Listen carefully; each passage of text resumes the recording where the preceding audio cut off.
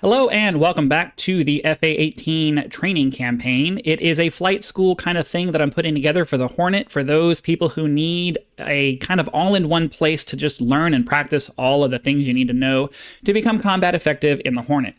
The reason I'm putting this together is that I need something like this. I need something that's going to teach me how to fly the Hornet and put me into situations that are more like what you'd encounter in real life, but not realistically hard, so that I can learn the concepts without having to actually fight things, preferably. We are at the point now, though, where, we're introducing a little bit of light resistance. I mean, a couple of the missions have already included that. Once we started learning the CCIP stuff, after that, we started including some man pads and AAA fire and things like that, with some instructions on how to avoid it.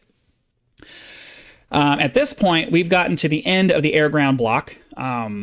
The next two missions are just going to be the practice exam and then the actual exam itself. So I'll just run through both of those really quickly so that you can have an idea of what these are going to look like. The flight path is the same for every air ground mission that we've done. You fly to waypoint 1, you receive some instructions as you're flying in. When you get to waypoint 2, you're supposed to do some stuff. You egress to waypoint 3 and then RTB to the quote-unquote carrier and execute a case 1 recovery. If you're wondering what these big trigger zones are, this is a 50-mile radius zone that will remind you about reporting inbound to the carrier, which you can't do because we can't really simulate that here. And then there's a 10-mile radius zone that will simulate report see you at 10 when you get to the carrier and the signal is Charlie and all of that stuff. So for the test itself, you are preloaded with specific armament that will require you to use each of the types of air-ground attacks that we've learned so far. So you get one 2,000-pound GPS-guided bomb. You get a pair of CCIP rock eyes. You get one laser-guided Maverick, and we're using the E variant. We've used the E variant all the way through this because those are a little bit harder to use than the F variant and require you to interact with the FLIR and all of that stuff. So I wanted to force everybody to use that first, and then we'll talk about that after we'll have a little extra credit lesson after that to talk about a couple of different modes for different things we hadn't learned up to this point. And then the last thing that you have is one harm that will allow you to practice to prove that you know how to do seed against a relatively easy target, just to show that you can do it without any kind of instructions. So the tasking that you have for this is, first and foremost, you have to approach waypoint 2, take out the SAM site using your harm in pre-brief mode. Waypoint 2 is your designated target for that. Then once that's out of the way, you're supposed to come in and I've left it up to the pilot to decide in what order they decide to do these things. But the idea is you're supposed to use a 2,000-pound bomb on this building here. You're supposed to use your rock eyes on these trucks here, while avoiding, and for both of these, you need to avoid the man pads and the AAA gun, the guns that are here. And then lastly, there is a tank. It's not realistic, but it's doing a patrol around the outpost here. But I needed to have some kind of moving target for you to do lasing on a moving target with your FLIR. So that's the purpose of this right here. So while there are other things that we've learned how to do, these are the main basic types of air-ground attacks that you're going to be doing on targets, and the test is just designed to force you to show that you are competent enough and you know how to do these without instruction. So with the practice version, you get a little bit of help, a little bit of reminders about how to do things, and then for the actual exam itself, it's all the same stuff, except things have just been moved around so that you have to actually find them. I didn't want to just repeat the same thing. I still want you to actually look for things and have to find things. So the tank still runs around in this big clearing here, but the trucks have been kind of moved around towards a tree over here. You're gonna have to CCIP bomb those. And the building over here is still basically the same. I just moved where the outpost is, and I relocated the man pads and stuff so that you don't know exactly where they are. And that's it. You take out all the targets. That marks the mission as having been completed properly, or at least the objectives have been completed properly. You egress to waypoint 3, execute your case 1 recovery, go to parking, shut it down, and that completes the air-ground block, the entire air-ground block, sort of. The last thing that we are going to do is an extra credit kind of mission where we talk about a few different things that we didn't cover during the actual block, because I wanted to do the harder versions of things first, and then we could cover the easier things after you've proven that you know how to do the hard stuff. So the only thing that's different here is that we're going to talk about the Lightning pod. We've been using the at-flare pod for the entire air-ground block because supposedly it's, I guess it's more modern and it's supposed to have a little bit more capability, but realistically, it's more of a personal preference kind of thing. Which pod do you prefer to use?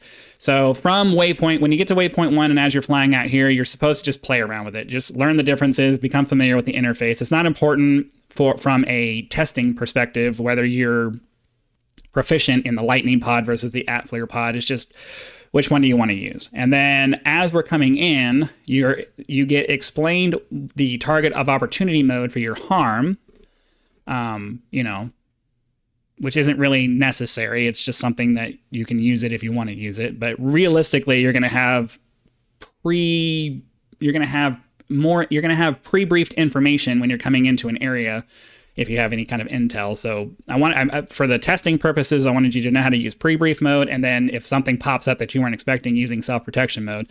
And then I threw this into the catch-all last mission so that you at least know how to use it, even though you're probably not going to use it that much. I can't see too many situations where you're going to be using target of opportunity mode.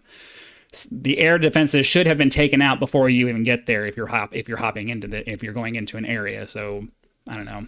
I'm sure it's useful. I don't know what the use would be. Anyways, and then the last thing that you're going to learn is the Maverick F version, because the way that works is vastly different from the other version. In my mind, it's easier to use because you don't have to link it with a laser. You don't have to remember to turn a laser on. You just find a target with the screen, lock onto it, fire off the Maverick, and that's it. So you get some instruction after you take out the SAM, you get some instruction on how the Maverick F screen works, the cross that moves around to indicate how far you can slew the head over. Excuse me, targeting one of the trucks that are going to be moving, firing it off, and then that's it. And then once you destroy at least one truck, I'm not trying to make you do everything. You egress to waypoint 3, and as I said, with every other mission that you've done so far, you do your case 1 recovery as you come back. So this mission here completely finishes the block 2 air-ground portion of the training. It's not done yet. I still have many hours of just going back through the entire block and doing quality control, attention to detail, making sure that narrations match text and that the text and all the instructions and everything actually makes sense, because you start to zone out after a while and the things you write don't always make sense. So there's making sure that I play test all of this stuff so that all of the things work and it works as intended and doesn't have any exploits or anything like that.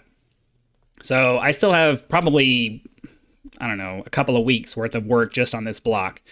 And then after that, I have to do the air-to-air portion and then the carrier operations portion. So it's going to be a long time before any of this actually sees the light of day.